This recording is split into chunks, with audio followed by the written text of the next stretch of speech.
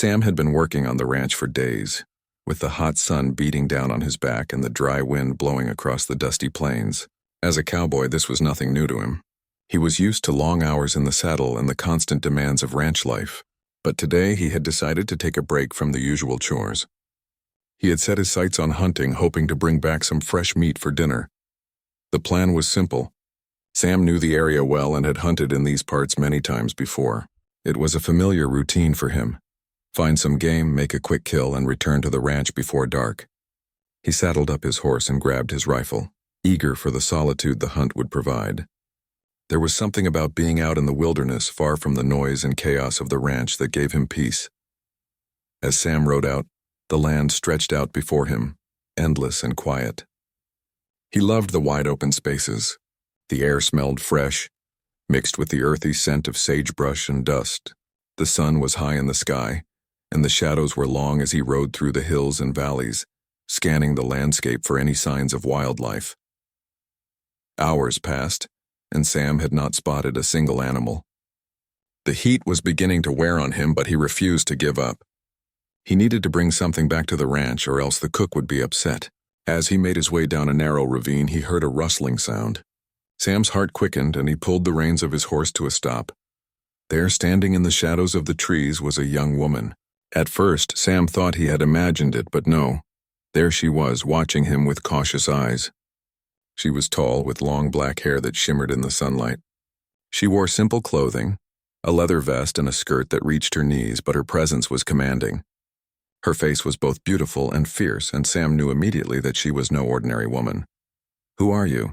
Sam asked, his voice low and steady, trying not to startle her. The woman didn't speak at first. She only stood there, staring at him, her eyes narrowed in suspicion.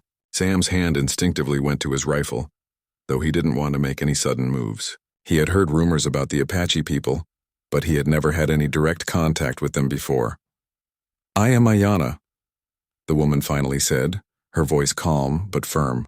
"I am from the Apache tribe." Sam was taken aback. He had heard of the Apache people, of course. They were known for their strength and their independence. Sam had always respected them from a distance, but he had never expected to meet one face to face, especially not out here in the wilderness. "What are you doing out here?" Sam asked, trying to keep his voice neutral. Ayanna didn't answer immediately. Instead, she stepped closer, her eyes scanning him as if trying to figure out who he was. She seemed cautious, yet there was a hint of curiosity in her gaze. Sam felt a strange pull toward her, but he wasn't sure why. Maybe it was the way she carried herself, or the fact that she wasn't afraid of him. Either way, something in her made him want to know more. "I was scouting for my people," Ayanna said after a moment, "but the storm came and I got separated from them." Sam glanced up at the sky. The clouds were gathering quickly and the wind had picked up. He could feel the temperature dropping and he knew a storm was on the way. "You shouldn't be out here alone," Sam said, concern edging his voice. "It's going to get bad soon." Ayanna nodded. "I know." Sam knew he couldn't just leave her out there. He might not know much about the Apache people, but he knew enough to understand that being caught alone in the wilderness was dangerous for anyone. "Come with me," Sam said. "I have a cabin not far from here. It's not much, but it'll keep you out of the storm." Ayanna hesitated, her gaze flickering between Sam and the darkening sky. Sam could see that she was weighing her options, but after a long moment, she finally nodded. "Lead the way," she said quietly. The two of them rode through the ravines, with Sam guiding the way as Ayanna followed. The storm was fast approaching and the wind howled through the trees. Sam urged his horse on, desperate to reach the cabin before the storm hit. Ayanna kept a steady pace behind him, her horse never wavering despite the growing intensity of the storm. By the time they reached the cabin, the sky had darkened and the first drops of rain began to fall. Sam led Ayanna inside where they took shelter from the storm. The small cabin was barely more than a shack, but it was enough to keep them dry. Sam started a fire in the small stove and the warmth began to fill the room. Ayanna stood near the fire, her clothes wet from the rain. Sam offered her a blanket, and she accepted it with a quiet nod.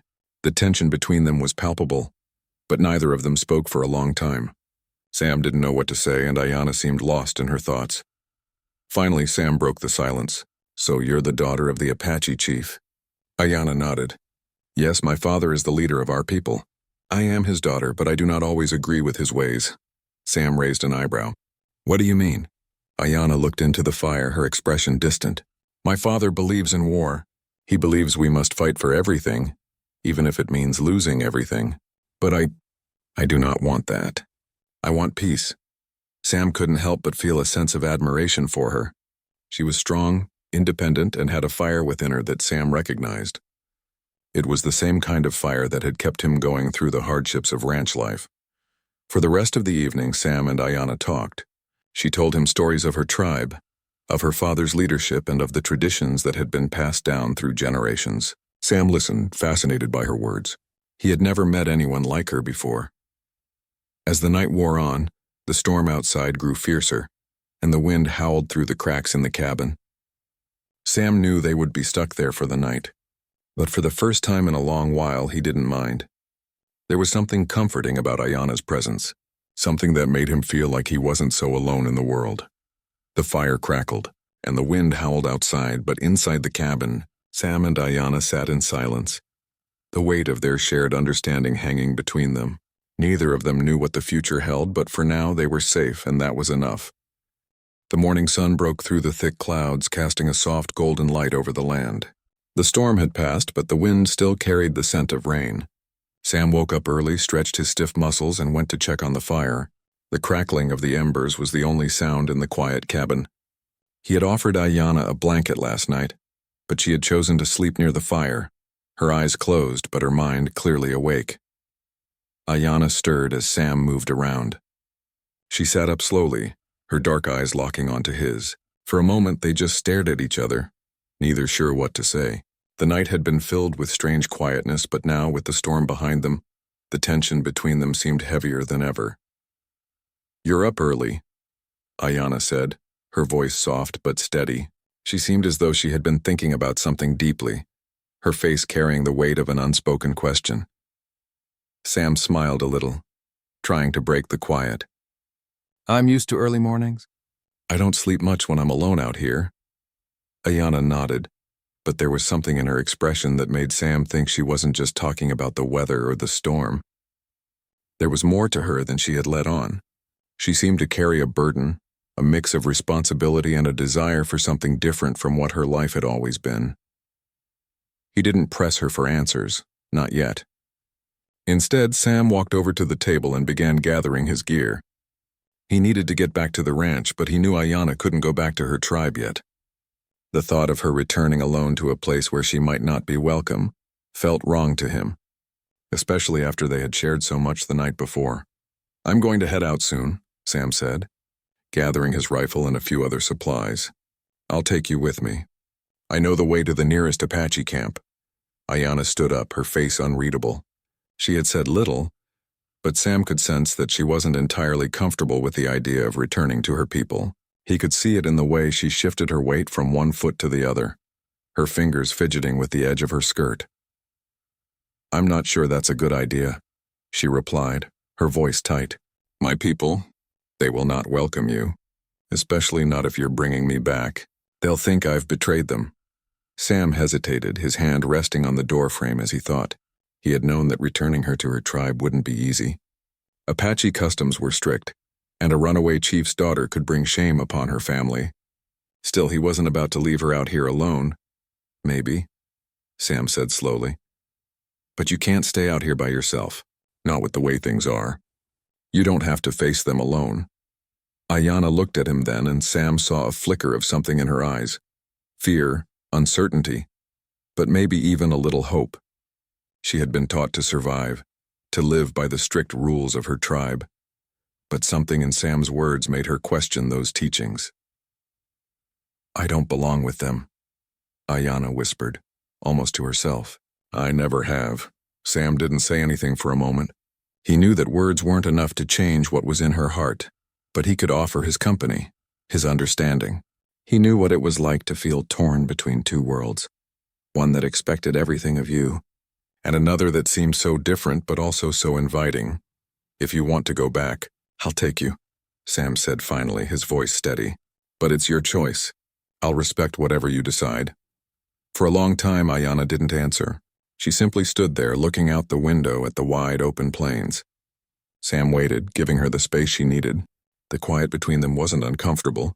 It was a moment of understanding. Finally, Ayanna turned back to Sam. "I'll go with you," she said, her voice firm but quiet. "I just don't know what will happen when we get there."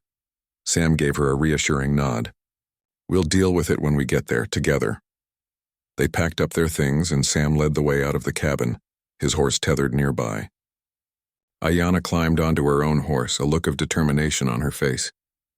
The ride back was slow and quiet, with Sam leading the way through the hills and valleys while Ayanna followed closely behind. The wind had picked up again and the air was cool. The land seemed to stretch out endlessly before them, but the journey ahead felt heavier than it had the day before. The closer they got to the Apache camp, the more tense Sam became. He could sense the danger lurking in the air. He had heard stories about Apache warriors, how they protected their land and their people fiercely. He wasn't sure how the tribe would react to him bringing their chief's daughter back, especially after she had gone off alone into the wilderness. Ayanna was silent, her face tense as they approached the camp. Sam glanced over at her, but she didn't seem scared. In fact, she seemed almost resigned, as though she had accepted the fate that awaited her. She wasn't just the daughter of the Apache chief. She was a part of a world that Sam didn't fully understand. As they entered the camp, the air seemed to change. The tribal warriors were everywhere, their faces stern and watchful. Sam kept his eyes on the ground, trying not to draw attention to himself. Ayanna, on the other hand, sat up straighter, her gaze fixed ahead as she rode toward the center of the camp. When they reached the heart of the camp, the Apache chief himself appeared, his tall figure looming over them.